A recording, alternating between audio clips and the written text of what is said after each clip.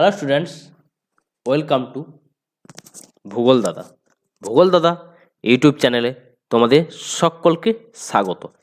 আজকের একটা খুবই গুরুত্বপূর্ণ চ্যাপ্টার হলো ভারতের জলনির্গম প্রণালী বা ভারতের নদী ব্যবস্থা।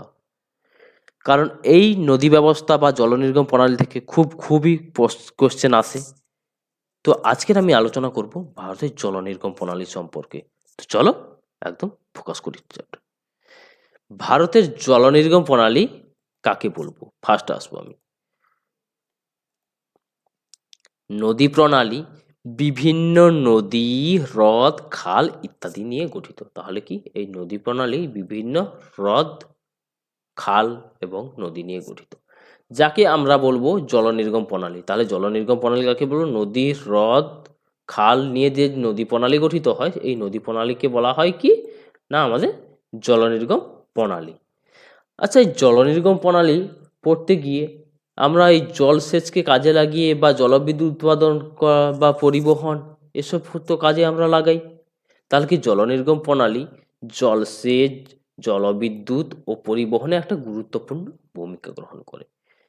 ভারতের জলনির্গম প্রণালী অর্থনৈতিক ভূমিকা পালন করলে অর্থনৈতিক ভূমিকাগুলো কি কি? জলসেচ, জলবিদ্যুৎ উৎপাদন, পরিবহনে আমরা কাজে লাগাচ্ছি, এগুলো আমাদের অর্থনৈতিক ভূমিকা। শুধু এই অর্থনৈতিক ভূমিকা পালন করে তা নয়, আমাদের ভারতবর্ষ নানা ধর্মের দেশ, নানা ধর্ম নানা জাত নিয়ে গঠিত। তাই এই নদীর ওপর ধর্মীয় প্রভাবটা কিন্তু আমাদের রয়েছে। এবার আসবো নদী অববাহিকা কাকে বলবো। না আমার প্রধান নদী এবং তার উপনদী, গাছের ডালপালার মতো এই উপনদীগুলো একসঙ্গে প্রবাহিত হয় বা যে অঞ্চলটার মধ্য দিয়ে প্রবাহিত হচ্ছে সেটাই তার নদী অববাহিকা। প্রধান নদী এটা কি না প্রধান নদী, ঠিক আছে। আর এটা কি শাখা নদী। প্রধান নদী ও শাখা নদী যে অঞ্চলের মধ্য দিয়ে প্রবাহিত হচ্ছে তাকে কি বলবো? আমার নদী অববাহিকা। এবার পরীক্ষায় কোশ্চেন আসে ভারতের বৃহত্তম নদী অববাহিকা কোনটি? ভারতের বৃহত্তম নদী অববাহিকা গঙ্গা নদী অববাহিকা হলো ভারতের বৃহত্তম নদী অববাহিকা।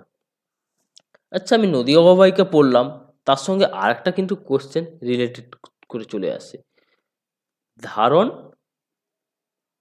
অববাহিকা। ধারণ অববাহিকা কাকে বলবো? না শাখা নদী এবং প্রধান নদী।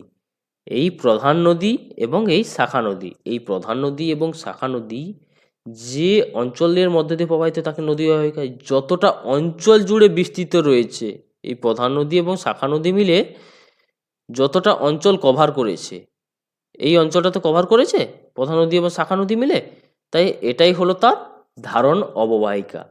যতটা অঞ্চল ধরে রাখবে, ধরো তুমি তোমার বাড়িতে এই এতটা জায়গা আছে, এতটা জায়গা তুমি ধরে রেখেছো, এটাই তোমার কি ধারণ অববাহিকা। তেমন নদী যতটা জায়গা জুড়ে ধরে রেখেছে সেটাই তার ধারণ অববাহিকা। কি বললাম বুঝতে পেরেছো? গঙ্গা তার উৎস থেকে হরিদ্বার পর্যন্ত, গঙ্গা তার উৎস থেকে হরিদ্বার পর্যন্ত একটি ধারণ অববাহিকার উদাহরণ। গঙ্গার উৎস থেকে হরিদ্বার পর্যন্ত একটি ধারণ অববাহিকার উদাহরণ। কি বললাম বুঝতে পেরেছো?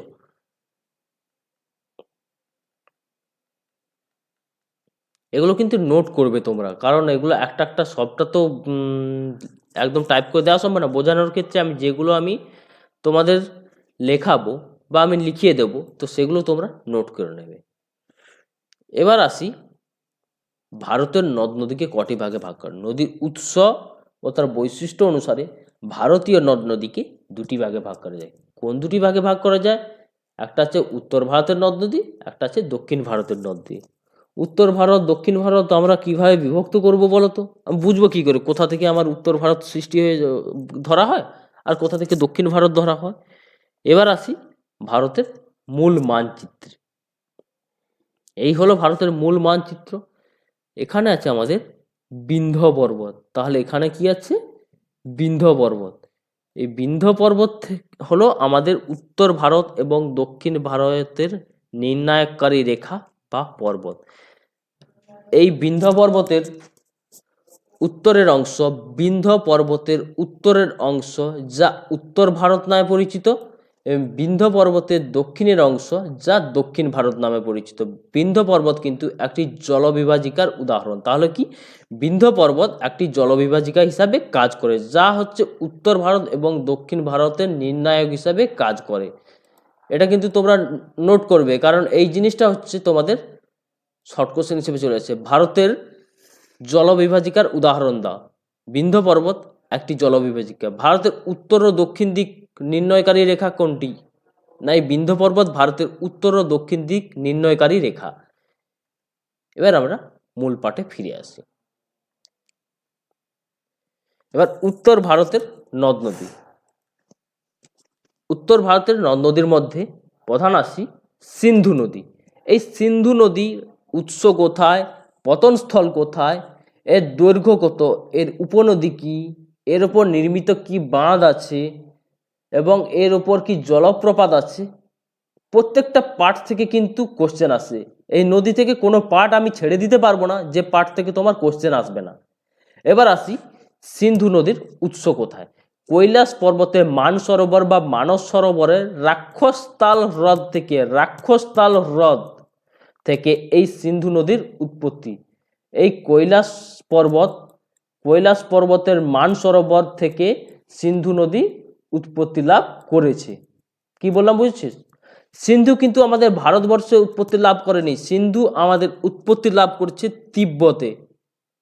সিন্ধুর উৎপত্তিস্থল কিন্তু তিব্বতে।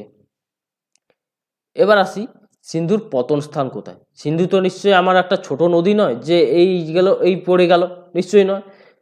আমাদের তিব্বত থেকে উৎপত্তি লাভ করে ভারতের জম্মু কাশ্মীরের ওপর দিয়ে পাকিস্তান হয়ে তা আরব সাগরে প্রবাহিত বা পতিত হয়েছে। তাহলে কি আমাদের তিব্বতে উৎপত্তি লাভ করেছে ভারতের জম্মু কাশ্মীর রাজ্যে, ভারতের জম্মু কাশ্মীর রাজ্যের উপর দিয়ে গিয়ে তাহলে পাকিস্তানের উপর দিয়ে গেছে, পাকিস্তানের উপর দিয়ে গিয়ে এই আরব সাগরে পতিত হয়েছে। এবার আসি সিন্ধুর দৈর্ঘ্য কত। সিন্ধু তো আমার এত বড় নদী, তাহলে সিন্ধু নদের আমার দৈর্ঘ্য কত? সিন্ধু নদের দৈর্ঘ্য 2880 কিলোমিটার। সিন্ধু নদের দৈর্ঘ্য 2880 কিলোমিটার। কিন্তু পরীক্ষা একটা কোশ্চেন দিয়ে দেয়, ভারতে কত কিমি প্রবাহিত হয়েছে এই সিন্ধু নদী। আমাদের ভারতের সিন্ধু নদী কিন্তু 709 কিমি প্রবাহিত হয়েছে। মোট দৈর্ঘ্য 2880 কিলোমিটার এবং ভারতে প্রবাহিত হয়েছে 709 কিলোমিটার। এবার আসি সিন্ধুর উপনদী সম্পর্কে। সিন্ধুর উপনদীগুলি কি কি? শতদ্রু, বিপাশা, ইরাবতী, চন্দ্রভাগা, বিতস্তা, এই 5টি মূল উপনদী। সিন্ধুর 5টি উপনদী কি কি? শতদ্রু, বিপাশা, ইরাবতী, চন্দ্রভাগা, বিতস্তা, এই 5টি হলো সিন্ধুর উপনদী। আচ্ছা, এই সিন্ধু পড়তে গিয়ে কয়েকটা কিন্তু কোশ্চেন আমাদের সামনে এসে হাজির হয়, যেটা আমাদের পরীক্ষায় একদম খুবই উপযোগী কোশ্চেন আছে। পঞ্চনদের দেশ কাকে বলা হয়? না, আমাদের পঞ্চনদের দেশ কিন্তু পাঞ্জাবকে বলা হয়। কেন বলা হয়, কেন পরীক্ষায় আসবে না, কিন্তু আমাদের জেনে রাখা দরকার। কারণ এই সিন্ধুর 5টি উপনদী শতদ্রু, বিপাশা, ইরাবতী, চন্দ্রভাগা, বিতস্তা, এই 5টি উপনদী কিন্তু পাঞ্জাব রাজ্যের উপর দিয়ে প্রবাহিত হয়েছে। তাই আমাদের এই সিন্ধুকে আমরা পঞ্চনদীর দেশ বলে থাকি। এবার একটা খুব গুরুত্বপূর্ণ কোশ্চেন আছে, সিন্ধু জলচুক্তি কত সালে স্বাক্ষরিত হয়? সিন্ধু জলচুক্তি 1960 সালে স্বাক্ষরিত হয়। এই সিন্ধু জলচুক্তি অনুযায়ী সিন্ধু, বিতস্তা, চন্দ্রভাগা এই 3টি নদীর জল ব্যবহার করে পাকিস্তান। আবার ভারত কোন কোন নদীর ব্যবহার করবে? বিপাশা, ইরাবতী এবং শতদ্রু। বিপাশা, ইরাবতী, শতদ্রু এই নদীর জল ব্যবহার করবে কে? আমাদের ভারত ব্যবহার করবে। এবার আসি সিন্ধুর উপনদীগুলোর উৎস কোথায়, পতন স্থান কোথায়, দৈর্ঘ্য কত, বা এর উপর কোনো বাঁধ নির্মিত হয়েছে কিনা। সিন্ধুর প্রথম উপনদী আমি আসি শতদ্রু। শতদ্রু কোথা থেকে উৎপত্তি লাভ করেছে? শতদ্রু তোমার এই মানসরোবর থেকে উৎপত্তি লাভ করেছে, এই শতদ্রু নদী। এই সিন্ধুর উপনদী শতদ্রু কার সঙ্গে মিশেছে বা কোথায় পতিত হয়েছে? চন্দ্রভাগার সঙ্গে মিশেছে। শতদ্রু কার সঙ্গে মিশেছে? চন্দ্রভাগার সাথে মিশেছে। এই মানস সরোবর থেকে উৎপত্তি লাভ করে তা কি চেনাব বা শতদ্রুর সঙ্গে এটি মিশেছে। এর দৈর্ঘ্য কত? এ কিন্তু তিব্বতে উৎপত্তি লাভ করেছে। এর দৈর্ঘ্য হচ্ছে 1450 কিলোমিটার। তাহলে এর মোট দৈর্ঘ্য 1450 কিলোমিটার, কিন্তু ভারতবর্ষে প্রবাহিত হয়েছে 1050 কিলোমিটার। ভারতবর্ষে শতদ্রু নদী 1050 কিলোমিটার প্রবাহিত হয়েছে। এই শতদ্রু নদীর ওপর দুটি বাঁধ আছে, ভাকরা নাঙ্গাল। ভাকরা নাঙ্গাল আমি শর্টকাটে একসঙ্গে বলে দিই, ভাকরা এবং নাঙ্গাল এই দুটো কিন্তু আলাদা আলাদা ড্যাম, আলাদা আলাদা ড্যাম। ভাকরা একটা রাজ্যে আছে, নাঙ্গাল একটা রাজ্যে আছে। এবার আসি পরপর বিপাশা নদী, যাকে বিয়াস বলবো। এর কোথায় উৎপত্তি লাভ করছে? পীরপাঞ্জাল থেকে এই বিয়াস নদী বা বিপাশা নদী উৎপত্তি লাভ করেছে। এ কোথায় মিশেছে? বিয়াস। এই বিয়াসের উৎপত্তি পীরপাঞ্জাল থেকে উৎপত্তি লাভ করেছে। কোথায় মিশেছে? সুতলেজ বা শতদ্রুর সঙ্গে মিশেছে। এই নদীর দৈর্ঘ্য কত? এই নদীর দৈর্ঘ্য হচ্ছে 460 কিলোমিটার। তাহলে শতদ্রু নদীর দৈর্ঘ্য কত? 460 কিলোমিটার। এই শতদ্রু নদী ওপর কোনো কি বাঁধ নির্মাণ করা হয়েছে? হ্যাঁ, শতদ্রু নদীর ওপর পং ড্যাম নির্মাণ করা হয়েছে। আচ্ছা, এবার আসি থার্ড নদী, ইরাবতী বা রাভি নদী। ইরাবতী এটা হচ্ছে তোমার অ্যানসিয়েন্ট পিরিয়ডের নাম, কিন্তু বর্তমান নাম হচ্ছে একে রাভি বলা হয়। এই ইরাবতী নদী বা রাভি নদী কোথায় থেকে উৎপত্তি লাভ করছে? এটা হচ্ছে তোমার কুলু পাহাড় থেকে উৎপত্তি লাভ করেছে। এই যে রাভি নদী, এই রাভি নদী কিন্তু এখানে কুলু পাহাড় আছে, এই কুলু পাহাড় থেকে উৎপত্তি লাভ করেছে। এবং এ কার সঙ্গে মিশেছে? চেনাবের সঙ্গে মিশে গেছে। এই রাভি নদী চেনাবের সঙ্গে মিশে গেছে বা এর মিশেছে বা পতন স্থান হিসাবে ধরে নিতে হবে। এর দৈর্ঘ্য কত? ইরাবতী নদীর দৈর্ঘ্য 725 কিলোমিটার। এর ওপর কোনো বাঁধ কি নির্মাণ করা হয়েছে? হ্যাঁ, এর উপর হ্যারিকে বা হ্যারিক বাঁধ নির্মাণ করা হয়েছে। এবার আসি চেনাব নদী বা চন্দ্রভাগা নদী। উৎপত্তিস্থল কোথায়? জাস্কর পর্বত থেকে। এই যে চেনাব নদীটা, এটা তোমার জাস্কর পর্বত থেকে উৎপত্তি লাভ করেছে। কেমন? এই চেনাব নদী কার সঙ্গে মিশেছে? শতদ্রুর সঙ্গে মিশেছে। চেনাব নদী কার সঙ্গে মিশেছে? এই শতদ্রুর সঙ্গে মিশেছে। আবার এই চেনাব নদীর দৈর্ঘ্য কত? 1180 কিলোমিটার এর দৈর্ঘ্য। এর উপর কি কি বাঁধ নির্মাণ করেছে বা কি বাঁধ নির্মাণ করা হয়েছে? Thein dam, Ratle dam, Dulhasti dam, Salal dam, Baglihar dam. কোন নদীর উপর কোন ড্যাম নির্মাণ করা হয়েছে এবং ওই ড্যামটি কোন রাজ্যে অবস্থিত, এগুলো কিন্তু কোশ্চেন চলে আসে। ধরো তোমাকে দৈর্ঘ্য জিজ্ঞাসা করলো না, কিন্তু কোন নদীর উপর কোন ড্যাম নির্মাণ করা হয়েছে এবং উৎস কোথায়, এগুলো কিন্তু কোশ্চেন আসে। আচ্ছা, এবার আসি ঝিলাম বা বিতস্তা নদী। ঝিলামের উৎস কোথায়? না ভেরিনাগ থেকে, কাশ্মীর উপত্যকার ভেরিনাগ থেকে উৎপত্তি লাভ করেছে। ঝিলাম নদী সে কোথা থেকে উৎপত্তি লাভ করেছে? ভেরিনাগ থেকে উৎপত্তি লাভ করেছে। কার সঙ্গে মিশেছে? চেনাব বা চন্দ্রভাগা, চেনাব বা চন্দ্রভাগার সঙ্গে মিশেছে। এবং এর দৈর্ঘ্য কত?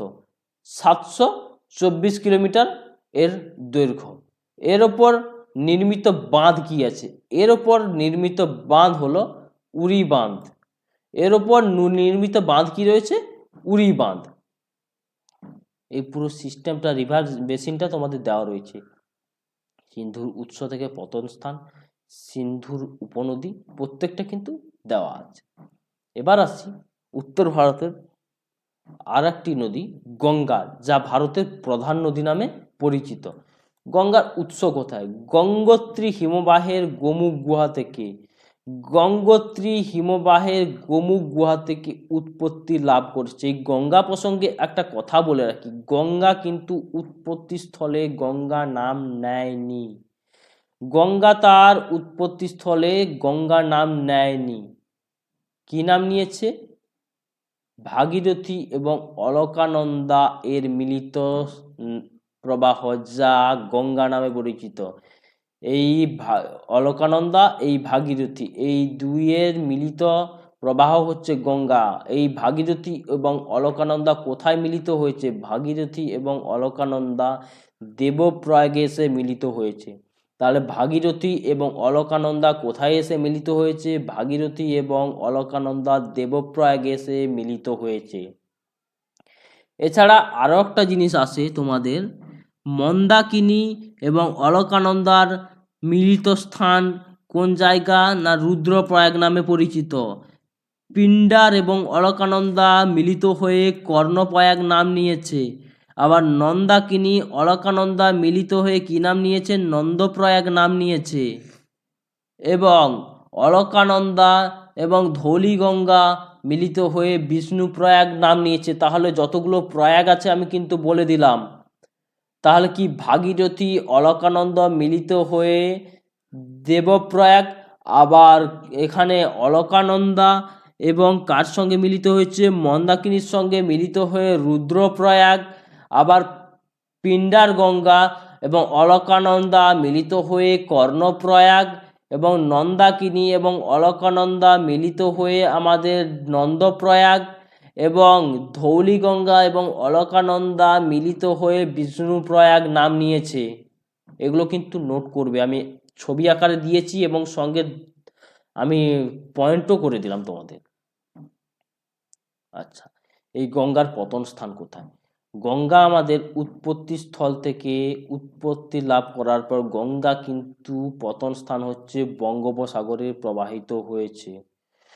গঙ্গার দৈর্ঘ্য কত? গঙ্গার মোট দৈর্ঘ্য 2525 কিলোমিটার। তাহলে গঙ্গার মোট দৈর্ঘ্য কত? 2525 কিলোমিটার। এর উপনদীগুলো কি কি রয়েছে? যমুনা, সোন, গোমতী, ঘরঘরা, গণ্ডক, বাগমতী, কাশী, বুড়িগণ্ডক, মহানন্দা এই গঙ্গার উপনদী। গঙ্গার এই উপনদীগুলোকে কিন্তু বাম তীর এবং ডান তীর এই দুটি ভাগে কিন্তু ভাগ করেছে। কোনটা কার বাম তীর, কোনটা তার কার ডান তীরের উপনদী, এটা কিন্তু তোমার আমি একটা ছকের আকারে দিয়েছি। কেমন?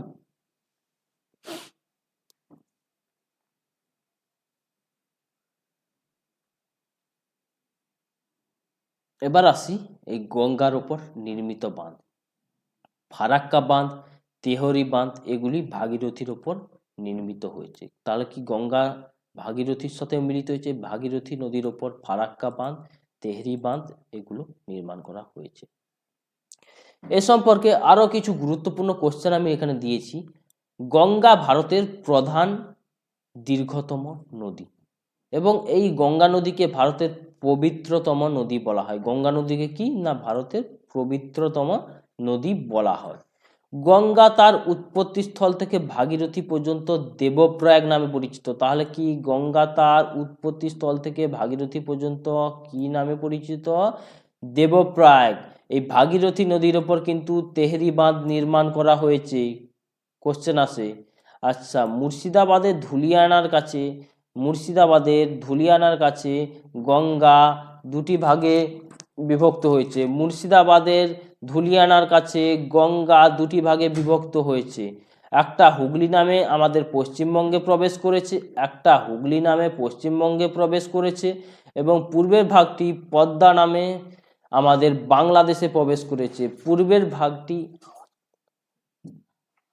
পূর্বের ভাগটি আমাদের পদ্মা নামে বাংলাদেশে প্রবেশ করেছে। আচ্ছা, এবার আসি গঙ্গার বিভিন্ন উপনদীগুলোকে নিয়ে। গঙ্গার উপনদী কি না যমুনা নদী কোথায় উৎপত্তি লাভ করেছে? যমুনোত্রী হিমবাহ থেকে উৎপত্তি লাভ করেছে। যমুনা নদী যমুনোত্রী হিমবাহ থেকে উৎপত্তি লাভ করেছে। যমুনা নদীর দৈর্ঘ্য কত? যমুনা নদীর দৈর্ঘ্য আমাদের 1376 কিলোমিটার। যমুনা নদীর দৈর্ঘ্য কত? 1376 কিলোমিটার। যমুনার উপনদী কি কি? চম্বল, বেতোয়া, কেন, সিন এগুলো কি না আমাদের যমুনার উপনদী। যমুনার আরেকটি উপনদী আছে যাকে বলা হয় রামগঙ্গা। যা গাড়োয়াল হিমবাহ থেকে উৎপত্তি লাভ করে। যমুনার আরেকটি উপনদী গাড়োয়াল হিমবাহ থেকে উৎপত্তি লাভ করেছে এবং এর পতস্থান কোথায় না গঙ্গার এই উপনদীর সঙ্গে এই রামগঙ্গা নদীটি মিশেছে। এর দৈর্ঘ্য কত না 596 কিলোমিটার হলো এর দৈর্ঘ্য। এবং এর উপনদী কি কি অরিল, কোসি, গানগান এগুলো এর উপনদী। এবং এর উপর নির্মিত বাঁধ কি না কালাগড় নামক বাঁধটি এই রামগঙ্গার উপর নির্মাণ করা হয়েছে। এবার আসি ঘরঘরা বা ঘাগরা। এই ঘরঘরা বা ঘাগরা কোথা থেকে উৎপত্তি লাভ করেছে না মানস সরোবরের গুরলা মানধাতা শৃঙ্গ থেকে। মানস সরোবরে গুরলা মানধাতা শৃঙ্গ থেকে উৎপত্তি লাভ করেছে। এর পতন স্থান কোথায় কনৌজের নিকট গঙ্গাতে এটি পতিত হয়েছে বা মিশেছে। এর দৈর্ঘ্য কত ঘাগরা বা ঘরঘরার দৈর্ঘ্য কত না 1080 কিলোমিটার হলো এর দৈর্ঘ্য। এবং এর উপনদী কি কি না সরজু, সারদা, রাপ্তি এগুলো এর উপনদী। এবং এর উপর নির্মিত বাঁধ কি না ঘরঘরা বাঁধ হলো এর উপর নির্মিত বাঁধ। ঘরঘরা ড্যাম হলো এই ঘরঘরার ওপর নির্মিত বাঁধ। গন্টক, গন্টক এর উৎপত্তিস্থল কোথায় তিব্বত নেপাল সীমান্তে। তিব্বত এবং নেপাল সীমান্তে, এই আমাদের নেপাল, এ হচ্ছে তিব্বত, এখানেই হচ্ছে এই যে গন্টক নদীটি উৎপত্তি লাভ করেছে। এবার ওই ভারতে এই গন্টক নদী কিন্তু 425 কিমি প্রবাহিত হয়েছে। ভারতে গন্টক নদী 425 কিমি প্রবাহিত হয়েছে। গন্টক নদী কোথায় মিলিত হয়েছে গন্টক নদী বিহারের ছাবড়ার নিকট গঙ্গাতে। তাহলে কি এই গন্টক নদী যে গন্টক বিহারের ছাবড়ার নিকট গঙ্গাতে মিলিত হয়েছে। এই গন্টক নদীর আর কি কি উপনদী রয়েছে কালীগন্টক, মায়ানগড়ি, বারি, ত্রিশূলা এগুলো গন্টকের সঙ্গে মিলিত হয়েছে। গন্টকের সঙ্গে কে কে মিলিত হয়েছে কালীগন্টক বা এর উপনদী কি মায়ানগড়ি, বারি, ত্রিশূলা এগুলো এর উপনদী। এবার আসি গঙ্গার আরেকটা উপনদী কোসি। কোসি নদী কোথায় উৎপত্তি লাভ করেছে এই যে কোসি এই তিব্বত নেপাল সীমান্তে এই কোসি নদী উৎপত্তি লাভ করেছে এবং মিশেছে হুগলি বা গঙ্গা নদীর সঙ্গে মিশেছে। এই নদীর উৎপত্তিস্থল সিকিম তিব্বত সীমান্তে এই নদী উৎপত্তি লাভ করেছে। এবং পতন স্থান কোথায় কোসি নদীর পতন স্থান কুরসেলরের নিকট গঙ্গাতে। কুরসেলরের নিকট গঙ্গাতে এই কোসি নদী উৎপত্তি লাভ করেছে। ভারতে কত কিমি প্রবাহিত হয়েছে কোসি নদী 730 কিমি প্রবাহিত হয়েছে এই কোসি নদী। এবং কোসি নদীর উপনদী অরুণ এবং টুমার। এই কোসি নদীর আমাদের এই কোসি নদীর উপনদী কি অরুণ এবং টুমার হলো এই কোসি নদীর উপনদী। এবার আসি দামোদর। এই প্রত্যেকটা জিনিস কিন্তু আমি কিন্তু তোমাদের এই ছকের আকারে দিয়েছি। ছকের আকারে দিলে কিন্তু তোমাদের মনে রাখতে খুব সুবিধা হবে।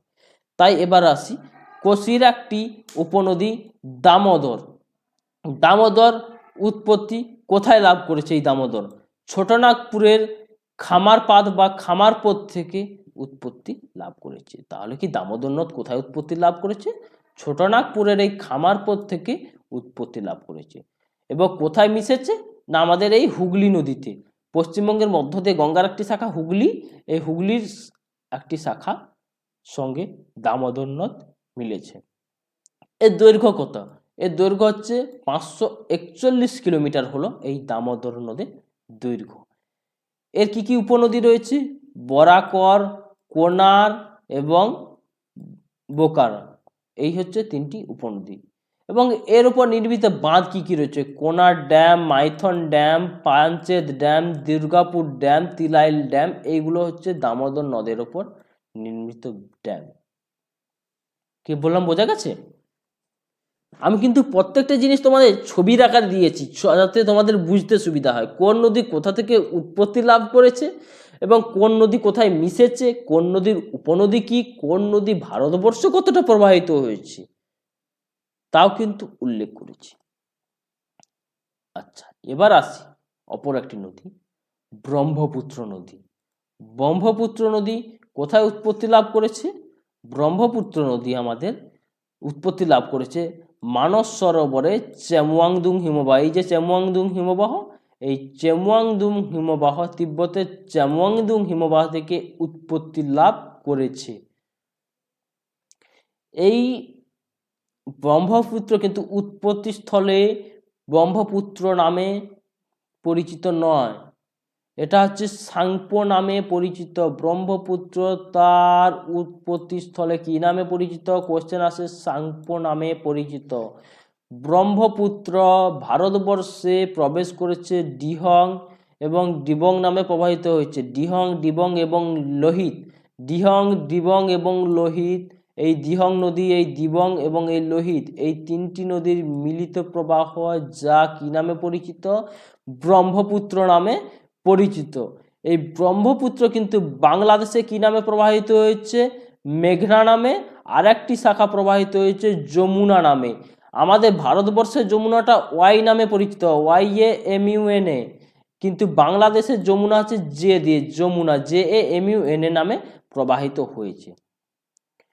এর পতন স্থান কোথায়? কোথায় গিয়ে পড়েছে? না, বাংলাদেশের মধ্য দিয়ে প্রবাহিত হয়ে বঙ্গোপসাগরে প্রবাহিত হয়েছে। কি বললাম, বোঝা গেছে? আচ্ছা, এর দৈর্ঘ্য কত?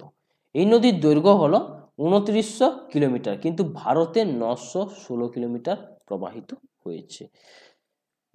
ব্রহ্মপুত্র 2900 কিলোমিটার প্রবাহিত হয়েছে, ভারতে 916 কিলোমিটার প্রবাহিত হয়েছে। এর উপনদী কি কি? সুবর্ণশিরি, মানস, সংকোচ, তিস্তা, তোরসা, বুড়িডিহং, ধানসিঁড়ি, কপিলি এর উপনদী। এর উপর নির্মিত বাঁধগুলো আমি যখন পশ্চিমবঙ্গের ভূগোল পড়াবো সেগুলো কিন্তু বাদ বাকিগুলো পাঠগুলো আলোচনা করব। মূলত এগুলো আসে না যে ব্রহ্মপুত্র উপনদী উপর কি কি বাঁধ নির্মাণ করা হয়েছে, এটা আসে না। যার উপর যেটা কোশ্চেন আসে সেগুলো প্রত্যেকটা আমি কিন্তু আলোচনা করে দিয়েছি। এবার আসি কিছু কিছু অনলাইনের হিসেবে তুলেছি। ব্রহ্মপুত্র নদ তিব্বতে কি নামে পরিচিত? একটু আগে বলেছিলাম, সাংপো নামে পরিচিত। অরুণাচল প্রদেশে ডিহং, বাংলাদেশে যমুনা নামে পরিচিত। অসমের সাদিয়ার কাছে, তাহলে কি এটা কোথা দিয়ে প্রবেশ করেছে? এই অসমের সাদিয়ার কাছে প্রবেশ করেছে। এবং এটি ডিহং, ডিবং এবং লোহিত, এই তিনটি নদী মিলিত হয়ে ব্রহ্মপুত্র নাম নিয়েছে। তাহলে কি ডিহং, ডিবং এবং লোহিত, এই তিনটি নদী মিলিত প্রবাহ আমাদের ব্রহ্মপুত্র। ব্রহ্মপুত্র নদীর ওপর মাজুলি দ্বীপ, ব্রহ্মপুত্র নদীর ওপর মাজুলি দ্বীপ পৃথিবীর বৃহত্তম নদী দ্বীপ। কোশ্চেন আছে, এই যে মাজুলি দ্বীপকে আমি হাইলাইট করে দিয়েছি। ব্রহ্মপুত্র নদীর ওপর নির্মিত অর্থাৎ উৎপত্তি লাভ করেছে মাজুলি দ্বীপ, যা পৃথিবীর বৃহত্তম নদী দ্বীপ নামে পরিচিত। কোশ্চেন আছে, নামচা বারোয়াত সাংপোতে পৃথিবীর দীর্ঘতম নদী খাত অবস্থিত। তাহলে পৃথিবীর দীর্ঘতম নদী বা বৃহত্তম নদী খাত কোনটি? নামচা বারোয়াত সাংপোতে অবস্থিত। আচ্ছা, আমি এতগুলো ড্যাম বললাম, বললাম, বাদ বাকি যে ড্যামগুলো থাকলো, কিছু তো ড্যাম থেকে গেছে, তো সেগুলো আমি এখানে উল্লেখ করে দিয়েছি। রিহান্দ ড্যাম বা গোবিন্দ বল্লভ পন্ত সাগর ড্যাম, এটা কোথায় অবস্থিত? না, রিহান্দ নদীর ওপর। কোন রাজ্যে অবস্থিত? উত্তরাখণ্ড রাজ্যে। কোশ্চেন দিয়ে দেয়, এই ড্যাম কোন রাজ্যে অবস্থিত? কোন ড্যাম কোন নদীতে অবস্থিত, কোন ড্যাম কোন রাজ্যে অবস্থিত, তাও উল্লেখ করে দিয়েছি। তিলাইল ড্যাম এবং মাইথন ড্যাম, তিলাইল ড্যাম এবং মাইথন ড্যাম বরাকর নদীর ওপর অবস্থিত, যা ঝাড়খণ্ড রাজ্যে অবস্থিত। আবার পাঞ্চেত ড্যাম দামোদর নদের উপর অবস্থিত, পাঞ্চেত ড্যাম দামোদর নদের উপর অবস্থিত, ঝাড়খণ্ড রাজ্যে অবস্থিত। জওহর সাগর ড্যাম বা গান্ধী সাগর ড্যাম চম্বল নদীর উপর অবস্থিত, জওহর সাগর ড্যাম বা গান্ধী সাগর ড্যাম চম্বল নদীর উপর অবস্থিত, যা মধ্যপ্রদেশ রাজ্যে অবস্থিত। আবার কয়না ড্যাম, এই যে কয়না ড্যাম, কয়না জলধারা, এটা হচ্ছে কিন্তু কয়না নদীর উপর অবস্থিত। উজ্জয়িনী ড্যাম ভীমা নদীর উপর, এটা মহারাষ্ট্রতে অবস্থিত। আবার তুঙ্গভদ্রা ড্যাম, তুঙ্গভদ্রা নদীর উপর কর্ণাটকতে অবস্থিত। তুঙ্গভদ্রা ড্যাম তুঙ্গভদ্রা নদীতে ওপর কর্ণাটক রাজ্যে অবস্থিত। সোমশিলা ড্যাম পেন্না নদীর ওপর অবস্থিত, সোমশিলা ড্যাম পেন্না নদীর উপর অবস্থিত। কোন রাজ্যের উপরে অবস্থিত? অন্ধ্রপ্রদেশ রাজ্যে অবস্থিত। ইদ্দুক্কি ড্যাম এবং মুল্লা পেরিয়ার ড্যাম, ইদ্দুক্কি ড্যাম এবং মুল্লা পেরিয়ার ড্যাম কোন নদীতে অবস্থিত?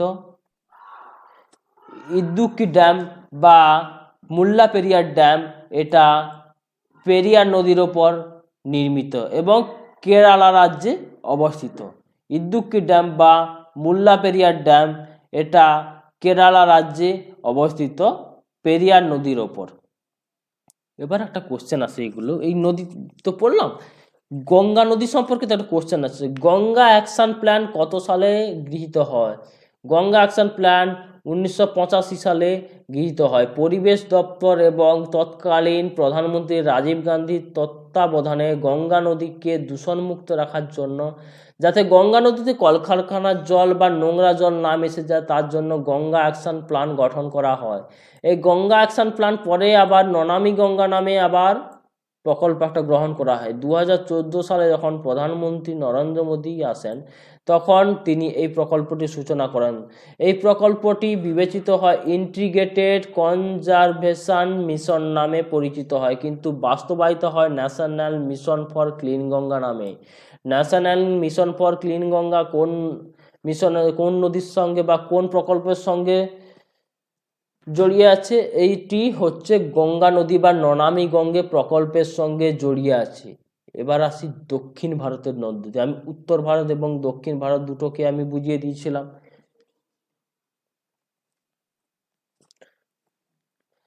এই নদী দক্ষিণ ভারতের নদী। এই দক্ষিণ ভারত, একটা হচ্ছে আমাদের পশ্চিম বাহিনী, একটা হচ্ছে পূর্ব বাহিনী। তাহলে কি আমাদের দক্ষিণ ভারতের নদ নদীকে দুটি পার্টে ভাগ করা যায়, একটা হচ্ছে আমাদের পূর্ব বাহিনী এবং আরেকটা হচ্ছে পশ্চিম বাহিনী নদ নদী। আচ্ছা, এবার আসি পূর্ব বাহিনী নদ নদী কি কি। মহানদী, এই মহানদী কোথায় উৎপত্তি লাভ করেছে? মহানদী দণ্ডকারণ্য নামক স্থান থেকে উৎপত্তি লাভ করেছে। এর পতন স্থান কোথায়? না, পতন স্থান হচ্ছে বঙ্গোপসাগরে পতন স্থান হয়েছে। এই যে এই নদীটি কোথায়? না, বঙ্গোপসাগরে পতিত হয়ে গেছে। এর দৈর্ঘ্য কত? 857 কিলোমিটার দৈর্ঘ্য। উপনদী কি? ইব, মান্দ, হাস্তা, সোমনাথ, ওত, এই হলো মহানদীর উপনদী। এর উপর নির্মিত বাঁধ আছে। ওড়িশা রাজ্যে অবস্থিত হীরাকুদ বাঁধ ভারতের দীর্ঘতম বাঁধ। হীরাকুদ বাঁধ ভারতের দীর্ঘতম বাঁধ। এছাড়া মহানদীর উপর চিরাগপাড়া ড্যামও অবস্থিত। এবার আসি সুবর্ণরেখা। সুবর্ণরেখা এর উৎপত্তিস্থল কোথায়? না, ছোটনাগপুর মালভূমিতে এর উৎপত্তি লাভ করেছে। পতন স্থান কোথায়? পতন স্থান কিন্তু আমাদের বঙ্গোপসাগরে। কত কিমি দীর্ঘ? 400 কিমি দীর্ঘ। এর উপনদী কি কি? কাঞ্চি, কাফরি, হুড্রু, খড়কাই এর উপনদী। এর উপর নির্মিত বাঁধ, সুবর্ণরেখার উপর নির্মিত বাঁধ খড়কাই ড্যাম। অ্যাকচুয়াল খড়কাই ড্যামটা খড়কাই নদীর উপর অবস্থিত। কেমন? এই হুড্রু জলপ্রপাত সুবর্ণরেখার উপর অবস্থিত।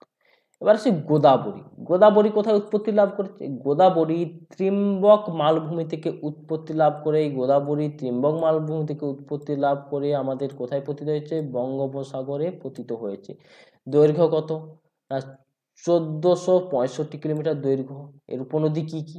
মঞ্জিরা, পেনগঙ্গা, ওয়েনগঙ্গা, ওয়ার্ধা, ইরাবতী, প্রাণহিতা, সাবরী এর উপনদী। এর উপর নির্মিত বাঁধ কি কি রয়েছে? অ্যানিয়ত বাঁধ, পোচমপন্দ বাঁধ বা শ্রীরাম সাগর প্রজেক্ট এর উপর নির্মিত হয়েছে। এবার আসি কৃষ্ণা নদী। মহাবালেশ্বর নামক স্থান থেকে, কৃষ্ণা নদী মহাবালেশ্বর নামক স্থান থেকে উৎপত্তি লাভ করেছে। তোমরা যখন নোটটা পাবে, এই নোটটায় কোনটা কোন নদী কোন দিকে প্রবাহিত হয়েছে এটা কিন্তু স্পষ্ট দেওয়া আছে একদম ম্যাপে। আমি ম্যাপও দিয়ে দিয়েছি যাতে তোমরা বুঝতে পারো ভালোভাবে। এই কৃষ্ণা নদী পতন স্থান কোথায়? বঙ্গোপসাগরে। এই দৈর্ঘ্য কত? 1400 কিলোমিটার দৈর্ঘ্য। কৃষ্ণার উপনদী কি কি রয়েছে? কৃষ্ণার উপনদী হলো কয়না, ভীমা, তুঙ্গভদ্রা, বেদবতী, মুসি, মনোরো। এই মুসি নদীর তীরে কিন্তু আমাদের হায়দ্রাবাদ শহর অবস্থিত। কোশ্চেন আসে পরীক্ষায়, কোন নদীর তীরে কোন শহর অবস্থিত? এগুলো তোমাদের স্ট্যাটিক পার্ট যিনি পড়াবেন এগুলো করাবেন। এর উপর নির্মিত বাঁধ কি কি রয়েছে? শ্রীসালেম বাঁধ, নাগার্জুন সাগর ড্যাম বা আলমাট্টি ড্যাম এবং লাল বাহাদুর শাস্ত্রী ড্যাম কৃষ্ণা নদীর উপর নির্মিত। এবার আসি কাবেরী নদী, যাকে দক্ষিণ ভারতের গঙ্গা বলা হয়। কাবেরী নদীকে কি বলা হয়? দক্ষিণ ভারতের গঙ্গা। পশ্চিমঘাট পর্বতের তালকাবেরী থেকে, পশ্চিমঘাট পর্বতের তালকাবেরী নামক স্থান থেকে, পশ্চিমঘাট পর্বতের তালকাবেরী নামক স্থান থেকে উৎপত্তি লাভ করেছে। পতন স্থান কোথায়? বঙ্গোপসাগর। এবং দৈর্ঘ্য কত কাবেরী নদীর? 800 কিলোমিটার দৈর্ঘ্য। এরপর কি না শ্রীসালেম ড্যাম, কৃষ্ণসাগর ড্যাম, নাগার্জুন সাগর ড্যাম এগুলো এবং কল্লনাই ড্যাম এই কাবেরী নদীর উপর নির্মাণ করা হয়েছে। এবার আসি আমি পশ্চিম বাহিনী নদী। ভারতের দক্ষিণ ভারতের নদ নদীকে কটি ভাগে ভাগ করেছে? 1 নম্বর হচ্ছে আমাদের কি না পূর্ব বাহিনী, আর একটা হচ্ছে 2 নম্বর পশ্চিম বাহিনী নদী। পূর্ব বাহিনী এবং পশ্চিম বাহিনী। এবার পশ্চিম বাহিনী নদীতে আসি। পশ্চিম বাহিনী নদী কি? নর্মদা। নর্মদার উৎস কোথায়? অমরকণ্টক থেকে উৎপত্তি লাভ করেছে এই নর্মদা নদী। এই যে এই নর্মদা নদী অমরকণ্টক থেকে উৎপত্তি লাভ করেছে। পড়েছে কোথায়? না খাম্বাত উপসাগরে পড়েছে। এই যে খাম্বাত উপসাগর, এই নর্মদা নদী এই যে খাম্বাত উপসাগরে, খাম্বাত উপসাগরে গালফ অফ খাম্বার লেখা আছে না, এই খাম্বাত উপসাগরে পতিত হয়েছে। এর দৈর্ঘ্য কত? না 1310 কিলোমিটার এর দৈর্ঘ্য। আচ্ছা, এর উপনদী কি কি? হিরণ, কোলার, তাওয়া, কান্দি এর উপনদী। আচ্ছা, এর উপর নির্মিত বাঁধ কি আছে? মহেশ্বর বাঁধ, ইন্দিরা সাগর বাঁধ, রানী বাঁধ, সর্দার সরোবর এগুলো হচ্ছে নর্মদা নদীর উপর অবস্থিত। এবার আসি তাপি বা তাপ্তি। সাতপুরা পর্বতের মুলতাই নামক স্থান থেকে উৎপত্তি লাভ করেছে। সাতপুরা পর্বতের মুলতাই নামক স্থান থেকে উৎপত্তি লাভ করেছে এই যে তাপ্তি নদী। এই যে সাতপুরা পর্বত, এই সাতপুরা পর্বতের যে মুলতাই নামক স্থান আছে, এই মুলতাই নামক স্থান থেকে তাপ্তি নদী উৎপত্তি লাভ করেছে। এই তাপ্তি নদীর পতন স্থান কোথায়? তাপ্তি নদী খাম্বাত উপসাগরে পতিত হচ্ছে। তাপ্তি নদীর দৈর্ঘ্য কত? 730 কিলোমিটার তাপ্তি নদীর দৈর্ঘ্য। এর উপনদী কি কি? অরুণাবতী, গাঞ্জাল, বোদাক, পূর্ণা এবং বতুলু হলো এই তাপ্তি নদীর উপনদী। এর ওপর নির্মিত বাঁধ কি কি আছে? তাপ্তি নদীর ওপর নির্মিত বাঁধ কি কি হলো না কাকড়াপাড়, পাটকি, উকাই এগুলি হলো তাপ্তি নদীর ওপর নির্মিত বাঁধ। আচ্ছা, একটু 1 মিনিট তোমরা ধরো।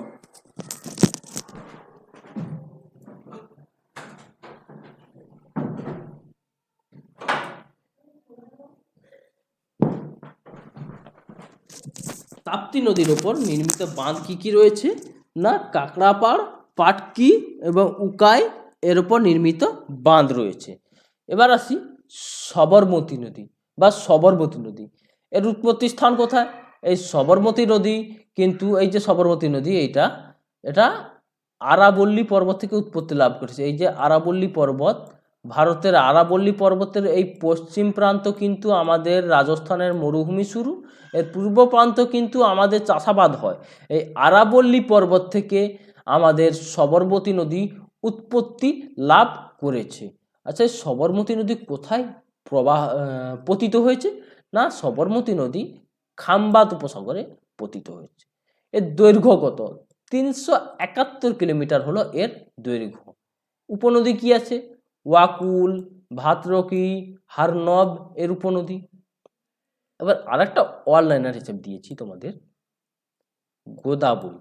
গোদাবরী কি দক্ষিণ ভারতের দীর্ঘতম নদী, যাকে দক্ষিণী গঙ্গা বা বৃদ্ধ গঙ্গা নামে পরিচিত বা বলা হয়।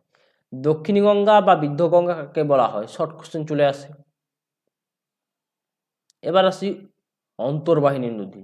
সব নদী তো হয়ে গেল, উত্তর ভারত হয়ে গেল, দক্ষিণ ভারত হয়ে গেল। দক্ষিণ ভারতের আবার পূর্ব বাহিনীর নদ নদী কোনটি, পশ্চিম বাহিনীর নদ নদী কোনটি, সবই আলোচনা করলাম। এবার অন্তর্বাহিনী নদী কাকে বলবো না যে নদী কোনো একটি দেশের মধ্যে বা কোনো নির্দিষ্ট অঞ্চলের মধ্যে উৎপত্তি লাভ করে সেই দেশের কোনো জলাশয়ে বা কোনো নদীতে গিয়ে যদি মিশে যায় তাকে বলা হয় অন্তর্বাহিনী নদী। এই অন্তর্বাহিনী নদী কিন্তু একটি নির্দিষ্ট অঞ্চলের মধ্যে সীমাবদ্ধ। এই ধরনের একটা নদী, ঠিক আছে, এখান থেকে উৎপত্তি লাভ করেছে আর এখানে পতন খুব স্বল্প দৈর্ঘ্য বিশিষ্ট, একটি নির্দিষ্ট দেশের মধ্যে সীমাবদ্ধ বা একটি নির্দিষ্ট অঞ্চলের মধ্যে সীমাবদ্ধ, তাকে বলা হয় অন্তর্বাহিনী নদী। আমাদের অন্তর্বাহিনী নদী কি রয়েছে? লুনি, মেধা, তিথি, ঘাগর এগুলো কিন্তু আমাদের অন্তর্বাহিনী নদী। মেন দুটি হলো লুনি এবং ঘাগর। লুনি নদীর দৈর্ঘ্য কত? লুনি নদীর দৈর্ঘ্য আমাদের 428 কিলোমিটার দৈর্ঘ্য। লুনি নদীর উৎপত্তিস্থল উপনদী না জোয়াই, সুক্রি এবং বন্দি এর হলো উপনদী। আচ্ছা, এবার আছি আমি ঘাগর কোথায় উৎপত্তি লাভ করেছে? ঘাগর কিন্তু শিবালিক পর্বতে উৎপত্তি লাভ করেছে। কিন্তু এই ঘাগরের পতন স্থান কোথায়? পাকিস্তানের মরুভূমি অঞ্চলে। যে ঘাগর যে পড়েছিলাম, সেই ঘাগর কিন্তু পাকিস্তানের মরুভূমিতে আমাদের পতিত হয়েছে ঘাগর। এই ঘাগরের উপনদী কৌশল্যা, সুরাবতী, টাংরি, মারকন্দ, চৌটাং এগুলো হচ্ছে এই হচ্ছে এর উপনদী। এবং এর উপর নির্মিত বাঁধ কি আছে? ঘাগরের উপর নির্মিত বাঁধ হচ্ছে ওজ বাঁধ, ওট্টু বাঁধ বা নিচ বাঁধ হলো ঘাগরের উপর নির্মিত বাঁধ।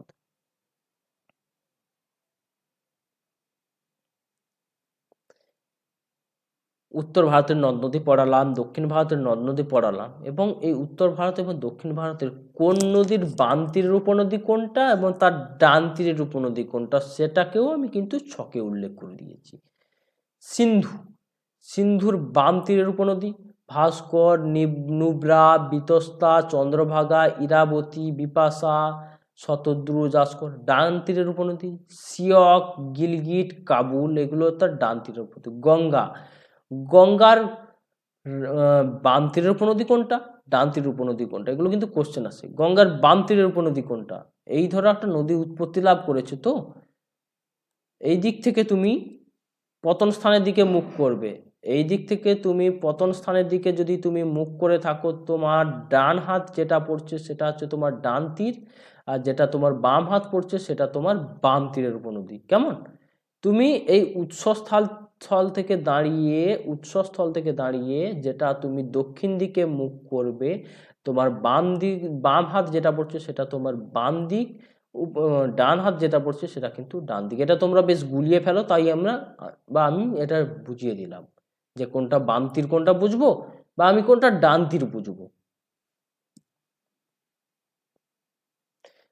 গঙ্গার বাম তীরের উপনদী রামগঙ্গা, গোমতী, ঘরঘরা, গণ্ডক, বাঘমতি, কোশি এগুলো হচ্ছে বাম তীরের উপনদী। ডান তীরের উপনদী কি? যমুনা, সোন, পুনপুনের ডান তীরের উপনদী। ব্রহ্মপুত্র, যমুনা, মহানদী, গোদাবরী, কৃষ্ণা, কাবেরী প্রত্যেকের এরকম বাম তীর এবং ডান তীরের উপনদী আমি উল্লেখ করেছি। ব্রহ্মপুত্রের বাম তীরের উপনদী বুড়িডিহং, ধানসিঁড়ি, কাপালি। আবার ডান তীরে কি উপনদী রয়েছে না? সুবর্ণশিরি, মানস, সম্বোস, তোরসা, তিস্তা এর ডান তীরের উপনদী। যমুনা নদী টানস বা টোনস হলো এর বাম তীরের উপনদী। আবার ডান তীরের উপনদী কি? চম্বল, শিল, কেন, বেতুয়া এগুলো ডান তীরের উপনদী। এবার মহানদীর বাম তীরের উপনদী ইব, মাদ, হাস্তা, শেওনাথ এগুলো এর বাম তীরের উপনদী। এবার ডান তীরের উপনদী জং, টেল, ওং এগুলো এর ডান তীরের উপনদী। গোদাবরীর বাম তীরের উপনদী পেনগঙ্গা, ওয়ার্ধা, ওয়েনগঙ্গা। এই যে পেনগঙ্গা, ওয়ার্ধা, ওয়েনগঙ্গা, এই যে পেনগঙ্গা, ওয়ার্ধা, ওয়েনগঙ্গা এগুলো উল্লেখ রয়েছে। এগুলো কি তোমার বাম তীরের উপনদী। জং ওক টেল এগুলো কি না এতে ডান তীরের উপনদী। বা কৃষ্ণা নদী, কৃষ্ণার বাম তীরের উপনদী ভীমা, মুসি ডান তীরের উপনদী। তুঙ্গভদ্রা, ঘটপ্রভা, মালপ্রভা এগুলো ডান তীরের উপনদী। কাবেরীর বাম তীরের উপনদী এবং কাবেরীর ডান তীরের উপনদী। এগুলো তোমাকে পড়তে হবে, কারণ এগুলো কোশ্চেন আসে। এবার নদী ব্যবস্থা পড়তে গিয়ে আমি তো আমার নদী গেছে, তারপর বাঁধ নির্মাণ করে দিলাম। বাঁধ কেন নির্মাণ করলাম? আমার কিছু তো পরিকল্পনা আছে, আমার কোনো কিছু নিশ্চয়ই উদ্দেশ্য আছে, তার জন্য বাঁধ নির্মাণ করলাম। তাই নদীর ওপর বাঁধ নির্মাণ করা হয় বা কোনো পরিকল্পনা করা হয়, তাকে বলা হয় কি? বহুমুখী নদী পরিকল্পনা। কোনো নদীর জলকে বহুমুখী উদ্দেশ্যে যখন আমি কাজে লাগাবো, কখনো চাষের কাজে, কখনো কি করছি না জলবিদ্যুৎ উৎপাদন করছি, কখনো আবার শিল্পের কাজে লাগাচ্ছি, তখন এই যে বহুমুখী যে নদীকে ব্যবহার, একটা পরিকল্পনা করে তার যে বহুমুখী ব্যবহার, সেটাই হচ্ছে কি না বহুমুখী নদী পরিকল্পনা। আমি কখনো কি না চাষের কাজে লাগাচ্ছি, আবার কখনো শিল্পের কাজে লাগাচ্ছি, আবার কখনো কি না বিদ্যুৎ উৎপাদনও করছি। তার কি বহুমুখী উদ্দেশ্যে আমি কাজে লাগাচ্ছি, তাই একে বলা হয় বহুমুখী নদী পরিকল্পনা। ভারতের প্রাচীনতম বহুমুখী নদী পরিকল্পনার নাম কি? ভারতের প্রাচীনতম বহুমুখী নদী পরিকল্পনা হলো দামোদর উপত্যকা নদী পরিকল্পনা।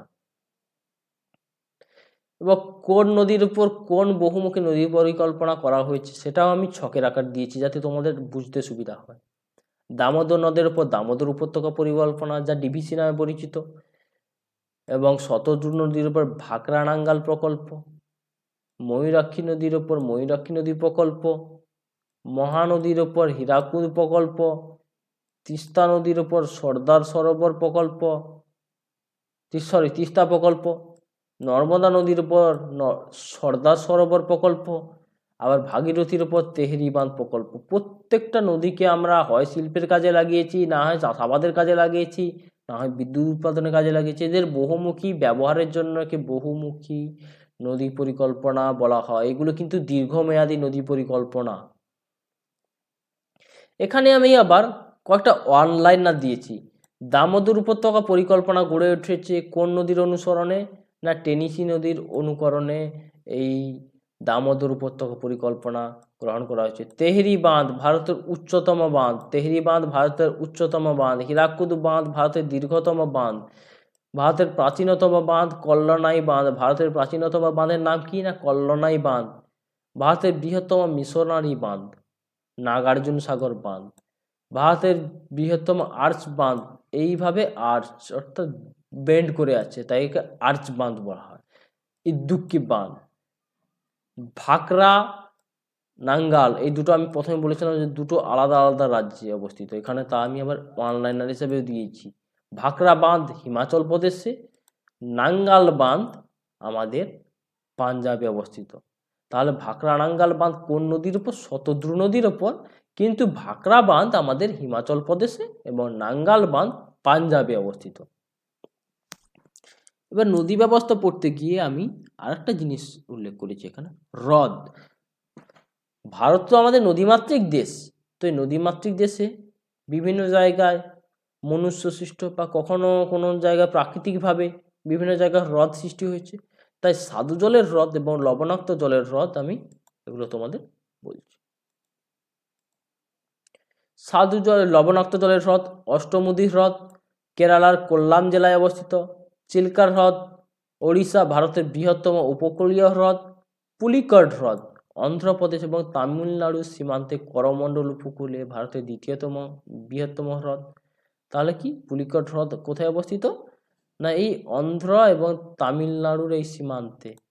এখানে অন্ধ্রপ্রদেশ শেষ হয়ে যাচ্ছে আর এখান থেকে আবার তামিলনাড়ু রাজ্য শুরু, তাই এই পুলিকট হ্রদটা অন্ধ্রপ্রদেশ এবং তামিলনাড়ু রাজ্যের সীমানাতে অবস্থিত। এবার আসি প্যাংগং লেক, এটা কিন্তু লাদাখে অবস্থিত। প্যাংগং লেক ভারতের লাদাখে অবস্থিত।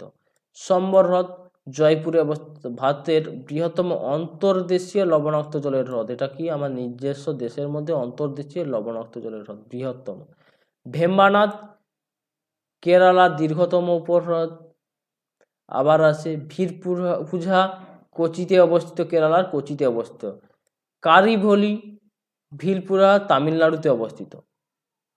এবার আসি স্বাদু জলের কি কি হ্রদ হয়েছে।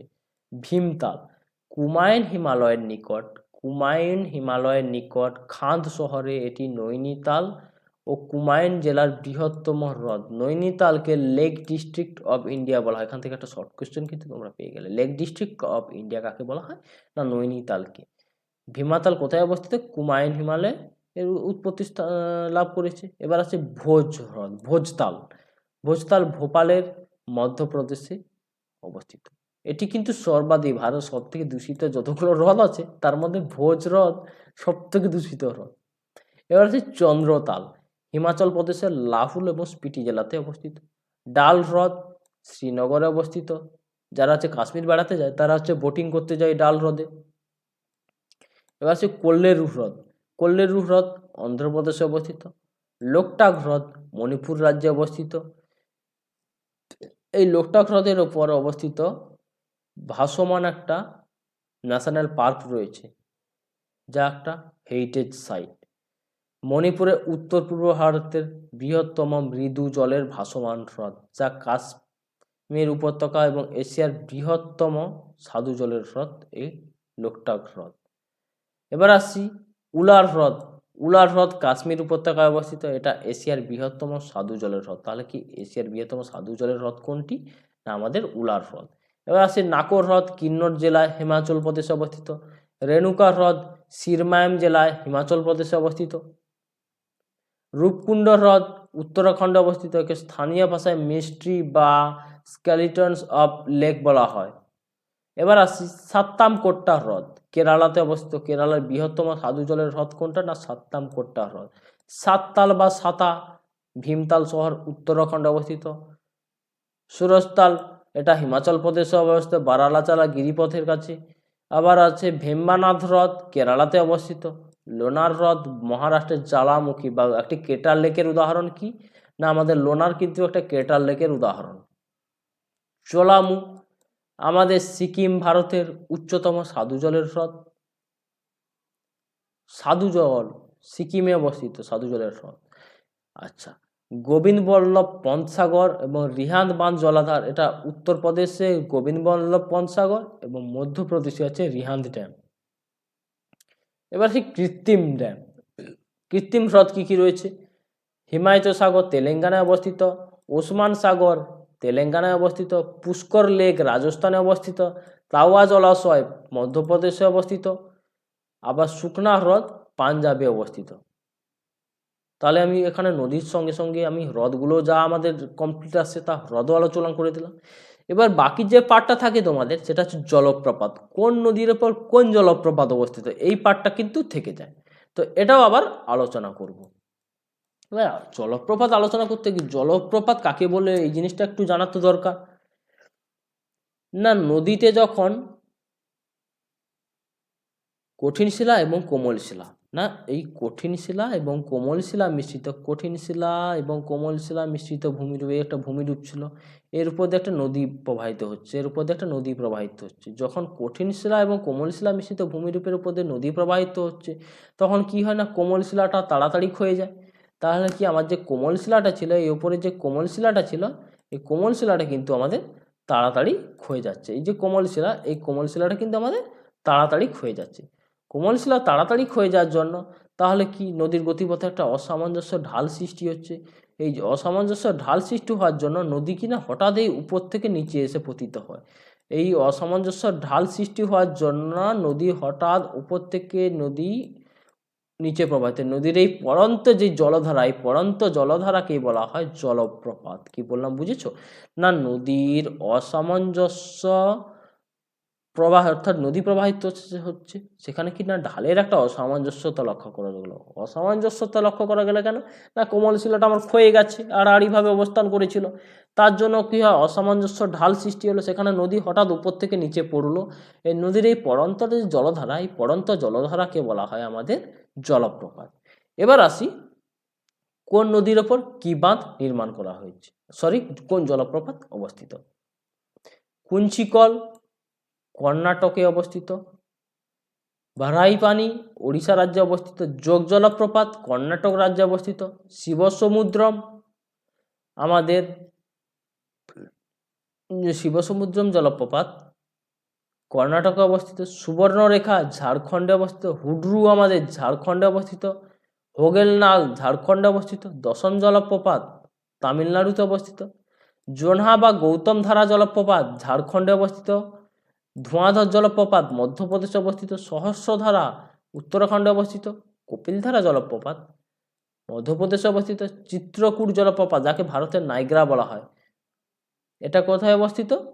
না আমাদের ছত্তিশগড়ে অবস্থিত। দুধসাগর জলপ্রপাত আমাদের কর্ণাটক রাজ্যে অবস্থিত। এই আবার এই নদীগুলির আবার জলপ্রপাত আবার কোন নদীর উপর নির্মাণ করা হয়ে গড়ে উঠেছে এবং এর উচ্চতা কত? কুঞ্চিকল জলপ্রপাত ভারাহি নদীর ওপর গড়ে উঠেছে যার উচ্চতা 455 মিটার। ভারতের উচ্চতম জলপ্রপাত কি না কুঞ্চিকল। আবার বারাহি পানি ওড়িশা রাজ্যে অবস্থিত। এটি কোন নদীর ওপর অবস্থিত? না বুদ্ধবালাঙ্গা বা বুড়িগঙ্গা নদীর ওপর অবস্থিত। ভারতের দ্বিতীয় উচ্চতম জলপ্রপাত। আবার যোগ জলপ্রপাত কর্ণাটকে কোন নদীর ওপর? শরাবতী নদীর ওপর অবস্থিত।